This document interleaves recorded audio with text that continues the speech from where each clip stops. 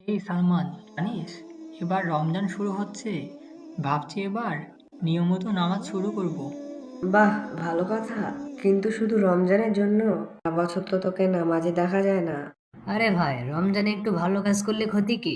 রোজার সঙ্গে নামাজও পড়ে নেব। ব্যাপারটা এমন হওয়া উচিত, নামাজ শুধু রমজানের জন্য নয়, বরং সারা জীবনের জন্য।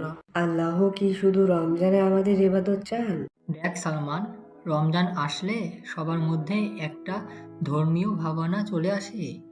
এক মাস আল্লাহর পথে চলি, এটাও তো একটা ভালো দিক, তাই না? হ্যাঁ, কিন্তু সমস্যা হলো রমজানের পর আমরা আগের মতন আবার হয়ে যাই। মসজিদে প্রথম রোজায় জায়গা পাওয়া যায় না, কিন্তু ঈদের পর দেখবি প্রায় ফাঁকা হয়ে যায়।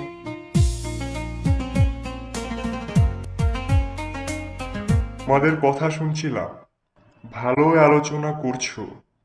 তোমরা কি জানো রমজান মাসে মসজিদগুলো কেন ভরে যায়? কারণ সবাই সোয়াব পেতে চায়। হ্যাঁ, তবে আরেকটা দুঃখজনক বিষয় আছে। রমজান শেষ হলেই মসজিদগুলো ফাঁকা হয়ে যায়। এই অভ্যাসটা কেন গড়ে ওঠে জানো? হয়তো আমরা অভ্যস্ত হয়ে উঠতে পারি না। হুম, ঠিক বলেছ। রমজান হলো এক মাসের প্রশিক্ষণ। এই মাসে আল্লাহ আমাদের নামাজ, কোরআন তেলাওয়াত এবং ভালো কাজের অভ্যাস করিয়ে দেয়।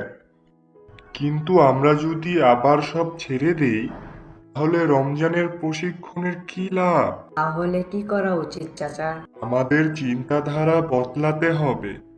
নামাজ শুধু রমজানের জন্য নয়, এটি আমাদের জীবনের জন্য। প্রথমে চেষ্টা করতে হবে রমজানের অভ্যাসগুলো ধরে রাখতে। যদি আমরা 30 দিন নামাজ পড়ি, তাহলে কি আমাদের 31তম দিনেও কষ্ট হবে?